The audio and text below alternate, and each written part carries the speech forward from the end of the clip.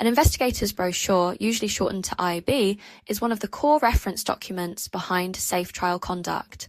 It brings together the clinical and non-clinical data available on an investigational product and turns that evidence into something investigators and site teams can actually use as the protocol tells a site what the study requires. The IB explains why that approach is considered reasonable based on what is known about the product at that stage of development. That matters because the IB supports real decisions around dosing, route of administration, monitoring, precautions, and how teams respond to adverse events. It also helps create consistency across sites, especially when a trial is running in multiple locations or regions, and when everyone is working from the same balanced account of known risks and relevant evidence.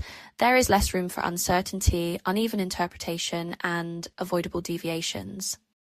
A good IB is concise, objective, and practical. It usually includes core product details, a clear version history, a useful summary, background information, relevant non-clinical findings, clinical experience where available, and a dedicated safety section. However, what makes it especially valuable is the part that translates evidence into guidance for the investigator, as that's where the document stops being a repository of information and becomes a working tool for safe oversight. Responsibility sits mainly with the sponsor, who must prepare the IB or ensure a current version is available and make sure investigators receive updates as the evidence base changes. Investigators then need to use the current version in practice and apply the relevant information to site oversight and inform consent processes. The document is generally reviewed at least annually, but significant new safety information can trigger an earlier update.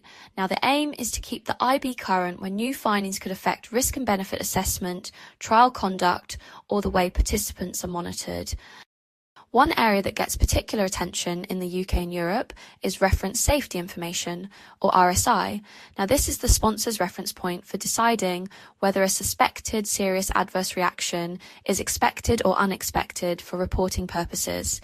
Because those decisions can have direct regulatory and safety consequences, RSI needs clear placement, precise wording, and tight version control within the IB. In practice, a few habits make IBs much more useful. Check that you are working from the latest version. Make sure the IB stays aligned with the protocol, especially on dosing, monitoring, and stopping rules.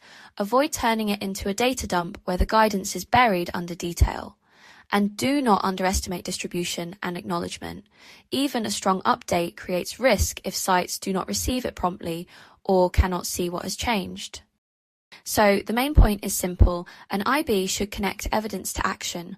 When it is current, balanced, and well controlled, it helps investigators interpret risk, monitor appropriately, and make more consistent decisions across the study. To learn how Quanticate can support your next trial, email inquiries@quanticate.com or request a consultation through our website.